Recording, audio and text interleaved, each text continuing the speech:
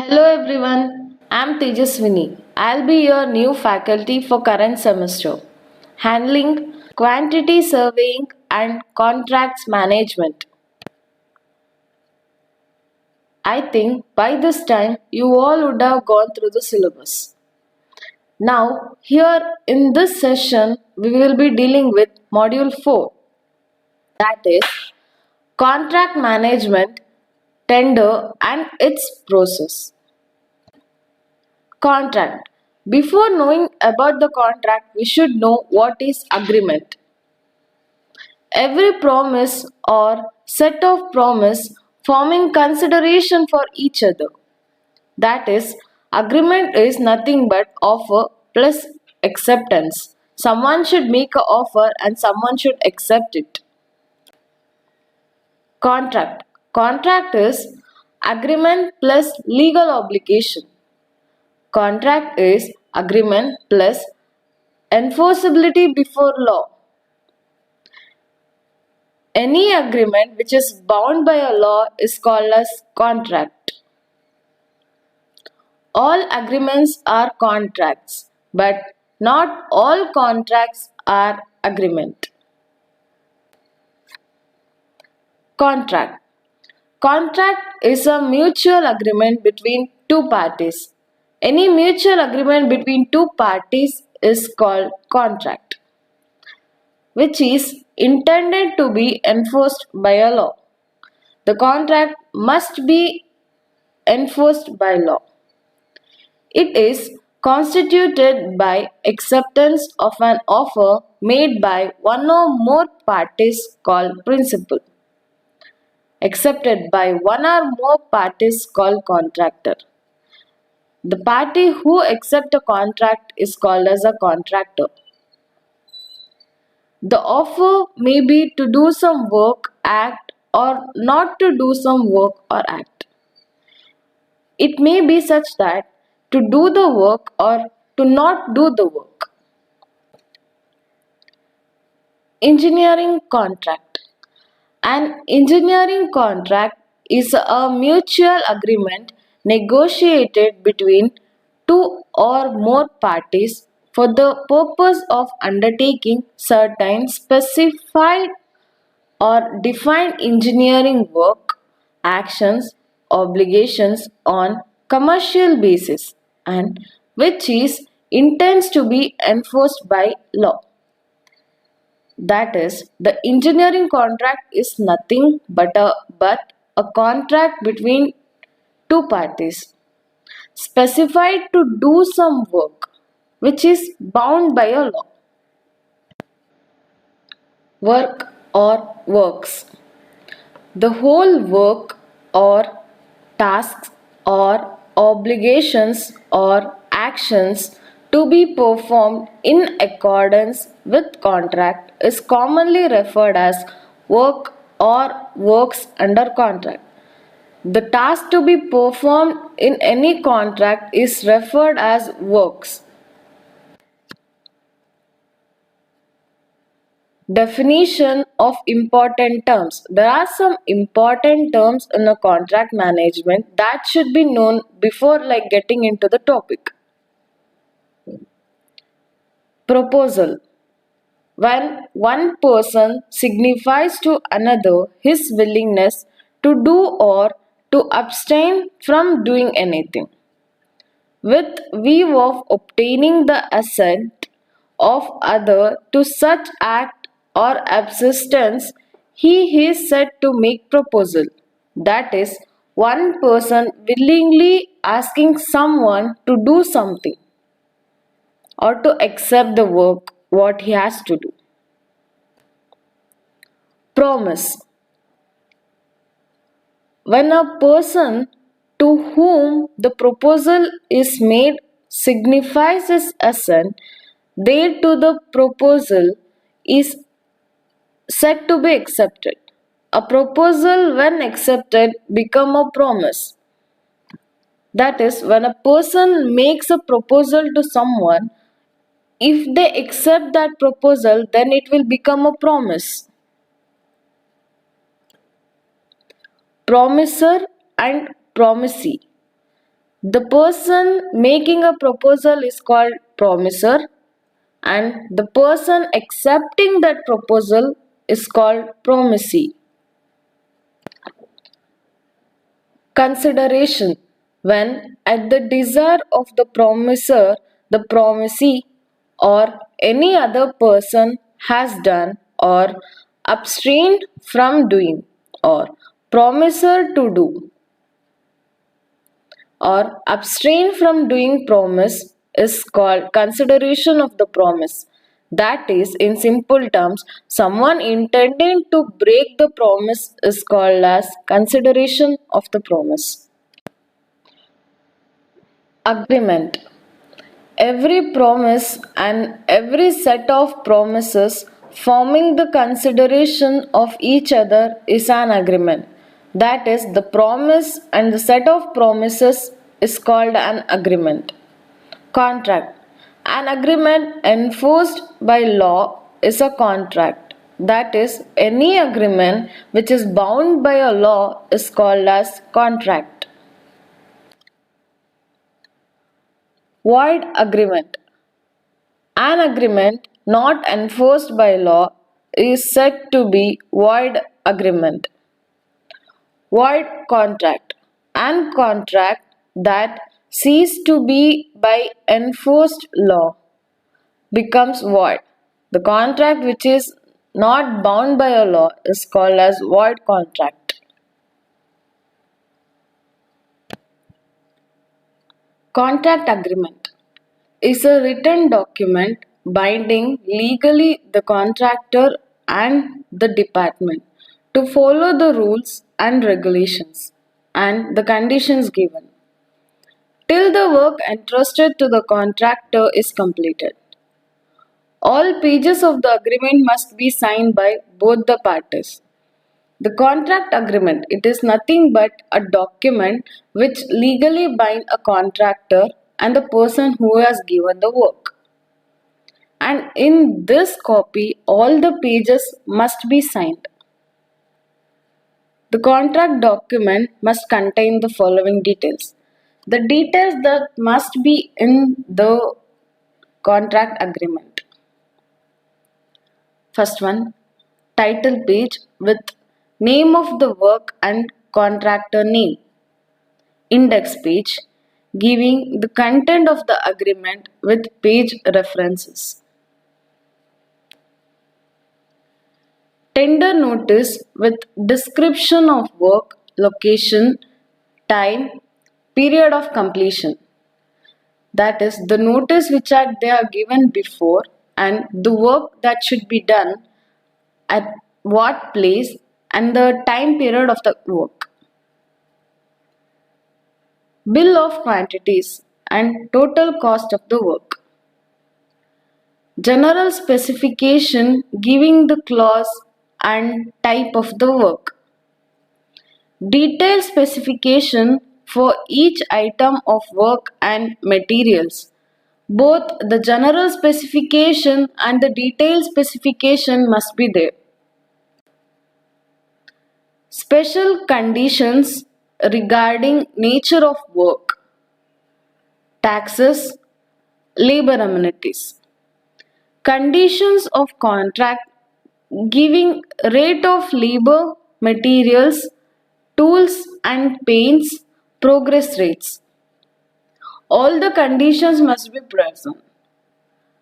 Complete drawing with plan, elevation, site plan and other detailed drawings are fully dimensioned. The drawing with respect to the dimension, all the drawings that are the plan, elevation and everything should be present in the document.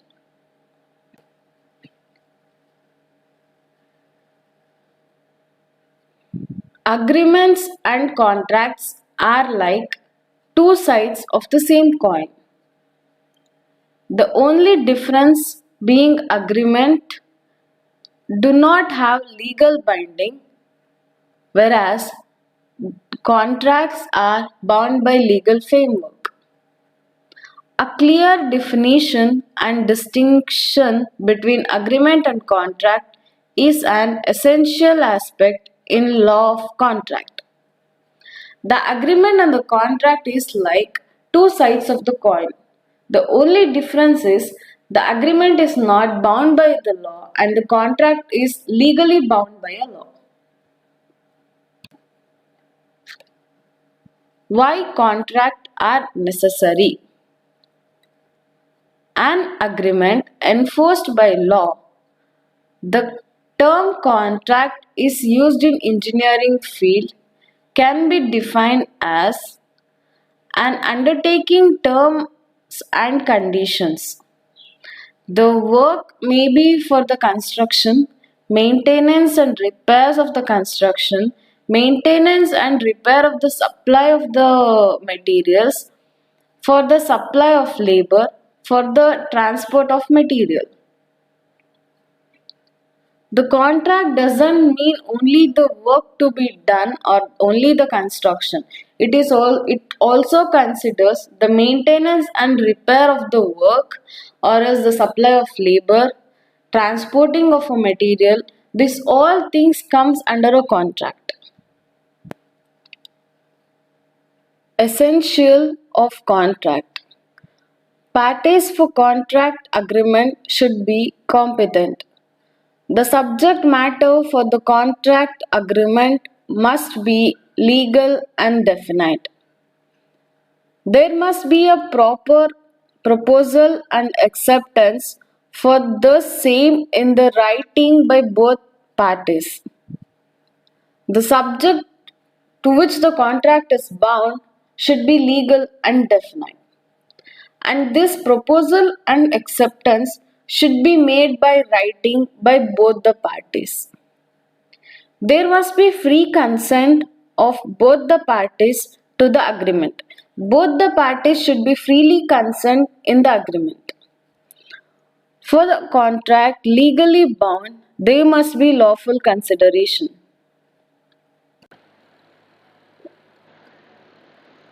Indian Contract Act 1872.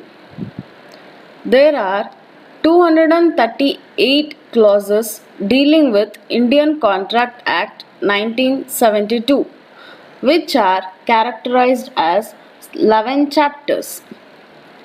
These 11 chapters are such that Chapter 1 have 3 to 9 clauses: communication, acceptance, revocation of proposals. That is, the chapter 1 consists of 3 to 9 clauses which deals with communication, acceptance and revocation of proposal. Second one, chapter 2 have clause from 10 to 30. Contracts, voidable contracts and void agreements. That is, chapter 2, which consists of 10 to 30 clauses, deals with contracts, voidable contracts and void agreements. Chapter 3 have clause from 31 to 36. Contingent contracts. That is, chapter 3 consists of clause from 31 to 36 which deals with contingent contract. Chapter 4 have clause from 37 to 67. The performance of contracts. The performance of contracts will come under the chapter 4, which consists of clause 37 to 67. Chapter 5 have clause from 68 to 72. Certain relations resembling those created by contract. That is, chapter 5, which has clauses from 68 to 72, which deals with certain relations resembling those created by contract.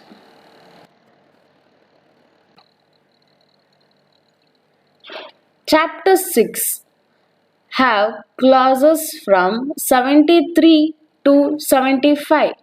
that deals with the consequences of breach of contract. The consequences of breach of contract, which comes under the chapter 4 of clause from 73 to 75.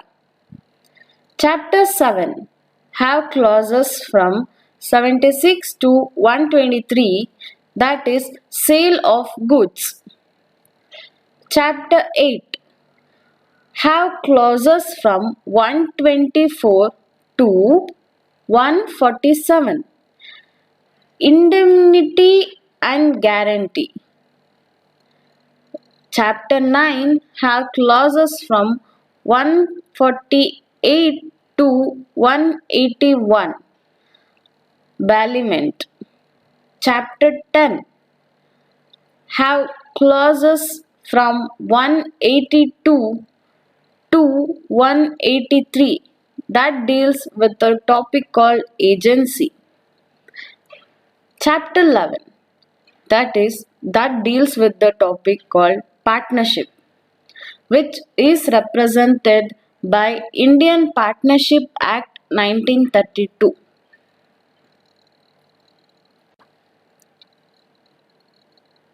Next topic is termination of contract. The contract may be brought to end in variety of ways. That is, termination of the contract as it indicates the end of the contract. That includes the following. First one, full and satisfactory performance by both the parties. That is, both the parties should be satisfactory with each other's performance. Breach of contract, when default by one party releases the other party from the contractual obligations. That is, there would be some breach and one party made some mistake so that the other party make the obligations that other party has to release the contract. Mutual agreement of the parties to terminate it. Either both the parties of the contract should be mutually agree to end it. Impossibility excuses the parties from their obligations and duties. By the operation of law, termination of a voidable contract by the party entitled to do so is in a sense discharged through operation by law. There will be some operation which is done by the law. Types of contract. There are 10 types of contract. Those are, first one, all-in contract or entire contract. Second one, lump sum contract or fixed price contract. Third one, item rate or unit price contract. Fourth one, percentage rate contract. Fifth one, cost plus contract. That this cost plus contract is subdivided into three parts, that is cost plus percentage rate contract and cost plus fixed fee contract, cost plus fluctuating fee contract. Sixth one, labor contract. Seventh one, material supply contract. Eighth one, target contract. Ninth one, the schedule contract. 10th one, terms contracts. And now we'll study in depth what are these types of contract. The first type of contract is all-in contract or entire contract. In this type, the owner ceases to be the promoter and delegates a large firm or consortium to perform both design and construction. Consortium is nothing but an association. Here, owner is a promoter and he delegates a large firm to perform the work. EPC is engineering, procurement and construction. It is a particular form of contracting arrangement, and here they are responsible for the activities from design, procurement, construction to commissioning and handing over the project. In this form of contract, the owner specifies his requirements and also the broad and general outline proposed the work. Here, the owner specifies his requirements, the general outline of the work. The contractor has to submit full particulars of detailed investigations, designs, and construction cost, including maintaining the work for limited period. Here, the owner will give the outline of the project and his expectations on the project, and the contractor here has to submit the full detailed investigation, design, and the cost of the maintaining of the project for limited period. The two parties agree to terms and conditions of the executing project through all the above phases. The two party will agree for the project execution, and this form of contract is suitable to some exceptional types of work. The another form of contract is lump sum contract. In this form of contract, the complete work as per plan and specification carried out by the contractor for a definite amount of money. The owner supplies the required information to the contractor, and on the strength of this data, the contractor arrives at certain amount. Here, the complete work is carried out for the definite amount which was quoted before. That is, the owner gives the contractor details of the work, and thereby contractor has to give his quotation for that. And as so, the amount required for the work to complete will be known before. It is evident that this form of contract will be useful only when it is possible to work out the exact quantities of item to be executed. That is, here the exact quantities of the item and the rate of the item is calculated before the start of the project. Advantages: low cost. Each contractor works out the lump sum at his own rate with a certain profit. Due to competition among the contractors, the percentage of the contractor's profit may go lower, resulting in lower cost of the work to the owner. That is, as the cost of the project is calculated before the starting of the project, the contractor, while submitting, they should quote for lower value to get the project. So it is in the advantage for the owner that the cost of the project will be low. Definite amount.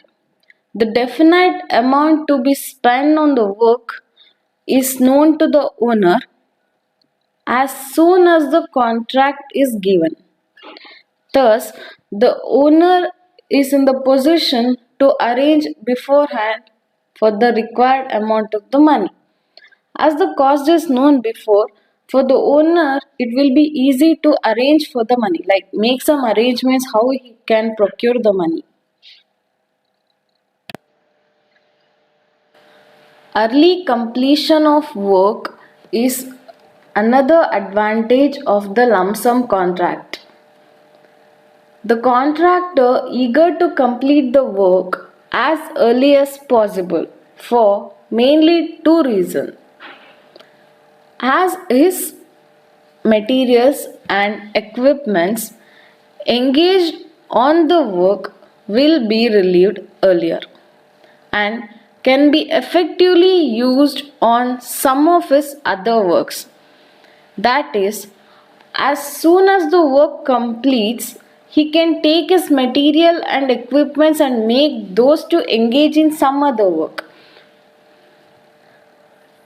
As the work on the lump sum basis, the speed in the construction naturally increases the contractor profit. As the speed of the construction increases, the contractor profit will also increase. The disadvantages of lump sum contract are: first one, conflicting interest. The interest of the owner and the contractor will always be conflicting under this form of contract. The owner will be taking the maximum advantage of the contractor for the amount that he has given to him. The contractor, on the other hand, tries to execute the maximum that he is required under the contract and hereby intends to increase his profit. The contractor will be having an idea of increasing his profit rate, and the owner will be hereby wants to get more work from the contract. So there will be always a conflicting between these both people's interest. Extra work. It is quite clear that the plans and specification of the work should be completely ready in all respect before the work is allotted to the contractor. It is very difficult and sometimes annoying to adjust the changes in the plan and specification at the later stage. That is, before the starting of the work, the contractor should be submitted like given all the plans and specification of the work. If there is any changes in plan or specification of the work, changing it in the later stage will be more difficult.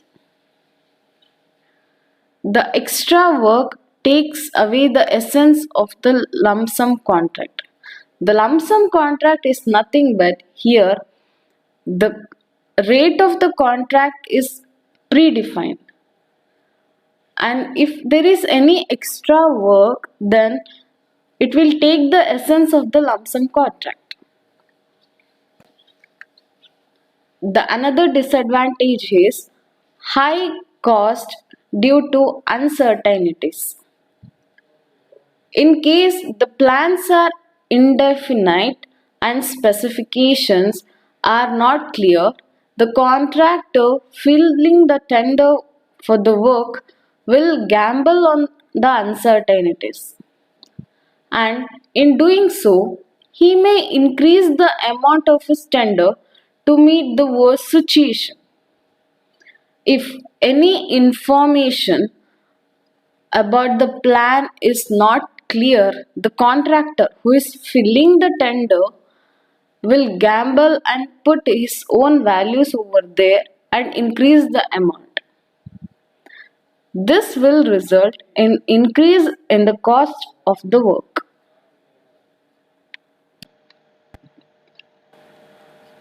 Another type of contract is unit price or item rate contracts. In this form of contracts, the contractor quotes his rate per unit of each of the construction item.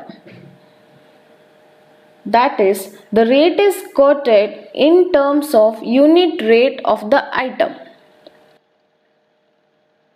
The approximate quantity of all the possible items of the construction are worked out and put up in the form of tender.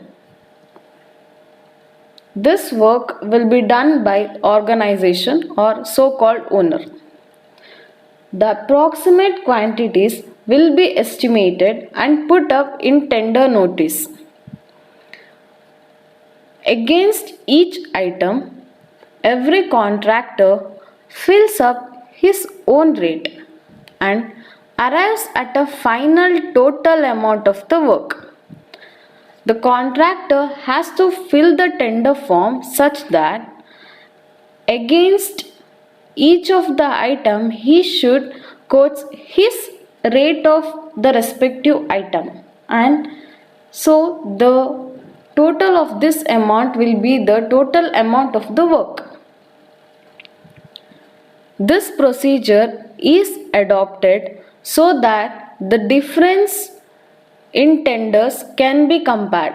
That is, the amount difference between the tenders can be compared easily. The rate of the contractor for unit of item includes material, labor, overhead cost and profit. Most of the public work are carried out under this form of contract. The public works are done with using this form of contract. This is also known as measure and value contract, simply measured contract.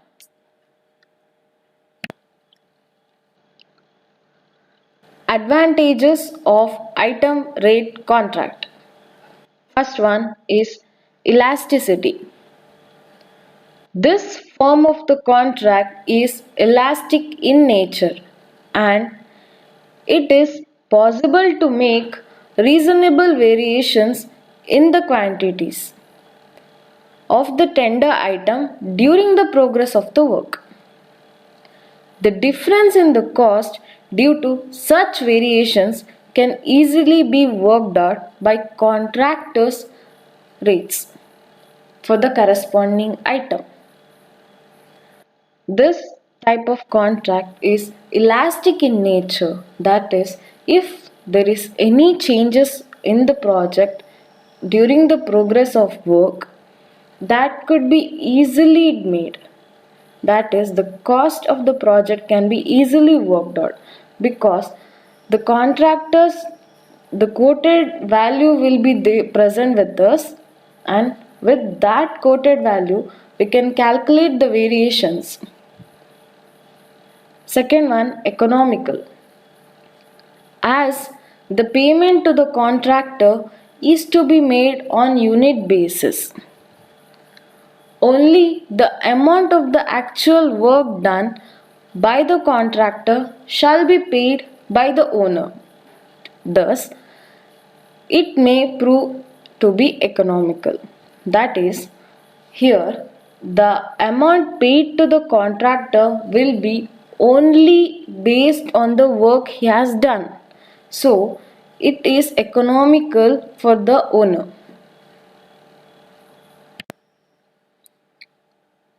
The third advantage is absence of uncertainties. The contractor is not worried regarding the uncertainties in the plan and the specifications of the work, as his rate is on unit base and hence he will not duly increase his rate for that. That is, the payment for the contractor is only based on the work he is done, that is, on unit rate basis. So, if there is any changes or any mistake in the plan and specification, it won't affect the contractor. Starting of the work. The work can be started as soon as the contractor is fixed, and it is not necessary to wait until the final plans and specifications of the work are ready. Disadvantages of item rate contract. First one, conflicting interest. Naturally, the owner will be interested in getting such items to be executed by the contractor for which his prices are lower, while on the other hand, the contractor will be willing to do more quantity of such item for which his rates are comparatively higher or in which he is getting more profit. However, such situation conflict arises. It is just a nature of a human being. A person do a work in which he gets more profit, such that here the owner wants the contractor to do the work in which the owner gets more profit. But here the contractor wants to do the work in which he gets more profit, and such the conflict arises. Classification of material. Sometime the classification of the materials result into the dispute between the owner and the contractor.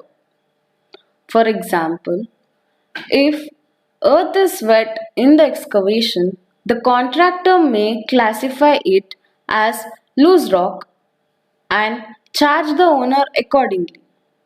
However, in all such cases, the engineer's decision is treated as final. That is, the contractor may charge any price which is profitable to him and in turn loss for the owner. This will cause the dispute between owner and the contractor. Final cost. Under this form of contract, it is practically impossible to know the exact final cost of the work previously.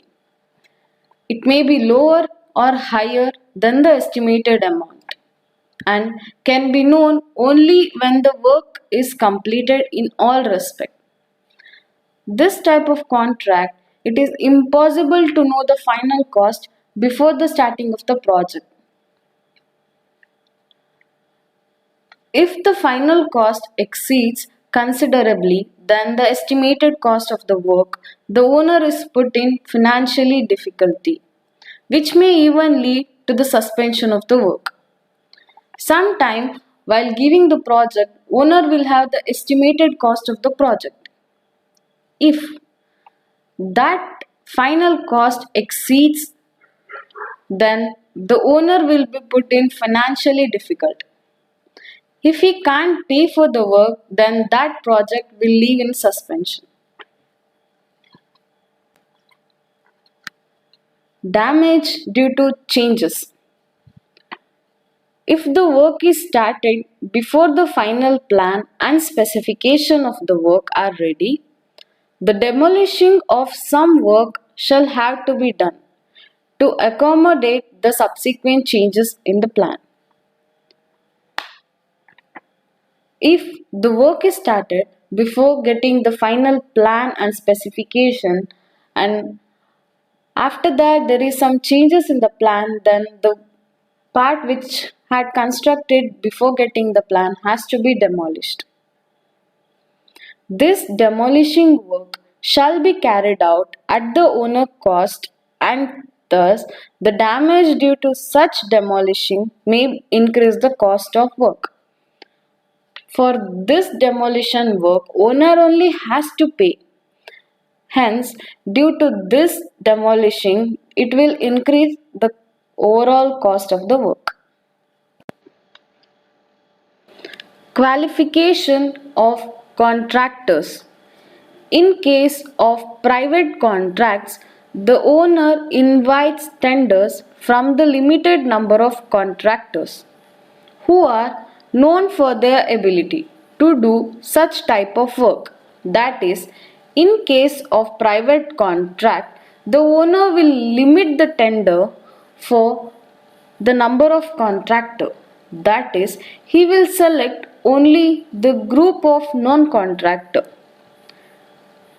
Thus, the competition among the contractors is limited and there is no necessary to determine the competency of the contractor who are filling the tender of the work. Hereby, the competition is reduced. However, in case of public work, some procedure is to be adopted to know the detail of the prospective contractor. However, in case of public work, we can't restrict the group of contractor. So, in this case, we should have some details of the prospective contractors. Under this procedure, the competency for the contractor is determined before the tender for the work are released. That is, competency is made tougher. The tenders are then supplied only to those contractors who are qualified for the job. The tender is given or supplied to only those contractors who are qualified. For example, a public body may decide to have three categories of the contractors, that is, Class A, Class B, and Class C. Class A. These contractors can be given work of any amount. And Class B. This contractor can be given work up to 50,000. Class C. These contractors can be given works up to 10,000. And that figure is only just an example, not the exact values. Normally, a contractor will be required to fill up a detailed questionnaire form under this procedure. That is, contractor is given a form which he should fill up and give. In this form, the informations regarding contractor's past experience, present work on hand, financial stability, references, technical qualification, plant and equipments, etc. are asked. There will be some serial number with questions and the contractor has to answer for all those questions. After carefully studying and analyzing this fact, the officer in charge decides the category of the contractor and accordingly puts up the name of the contractor in the schedule of that category. That is, this pre-qualification questionnaire form will be studied by the officer and that officer will decide the category of the contractor. At present, there is a tendency to favor this procedure for most of the public work. Most of the public work will be based on this form of pre-qualification system. Advantages of pre-qualification. First one, facility for acceptance. Second one, sufficient time for decision. Third one, sound contract. Fourth one, better class of contractors. Facility for acceptance. Normally, under this procedure, the lower tender will be accepted by the officer in charge. As all the competing contractors are qualified for the work and thus he will be saved from rejecting the lower tender. The acceptance procedure will thus be smoothened. That is, in case of public contracting, the tender only the lowest tender will be accepted. So, if the pre-qualification procedure is followed, then the officer can easily accept the lowest tender without rejecting it. Thus, the acceptance will be easy or the procedure will be easier. Sufficient time for decision. There is a time for checking the informations supplied by the contractor before the tender for the work. That is, as one form is given for the contractor to fill up the details, before going into the tender, the personnel or the officer who is checking will be knowing about the contractor before going through his tender copy. Sound contract. The contracts awarded under this procedure will be normally successful as the unfit contractors are omitted previously. Because of carrying the procedure called pre-qualification, the unsuccessful contractors are omitted previously and the contract will be successful. Better class of contractors. Under this procedure, only qualified contractors are assigned for the work and hence it improves the class of work. Because the contract is given to the qualified contractor, this will improve the class of the work. Disadvantages of pre-qualification. No real competition, doubt of favoritism, complicated questionnaire form.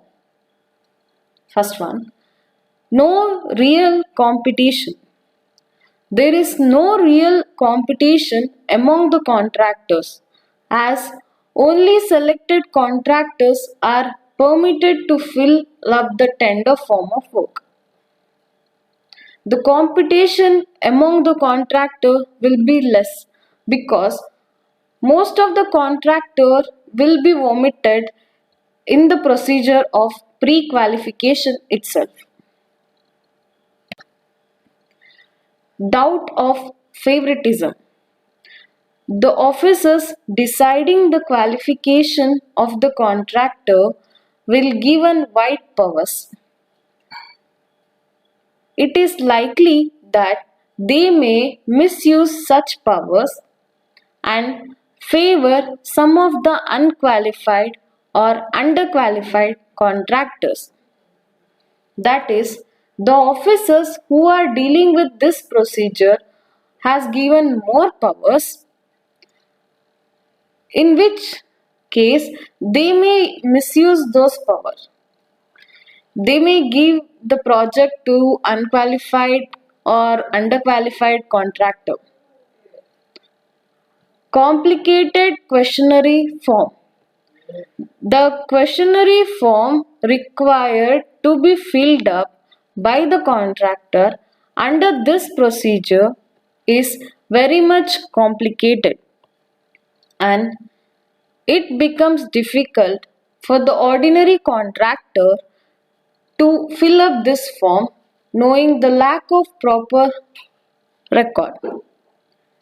That is, filling up the questionnaire form will be difficult for the contractor because most of the contractors won't be recording the files.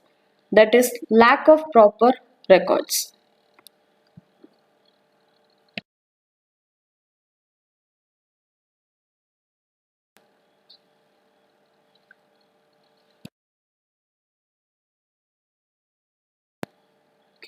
Things we learned today about contracts necessary, contract documentation, contract termination, and contract types. Lastly, pre-qualification. Here are some assignment questions which have to be answered. Thank you. Stay home, stay safe.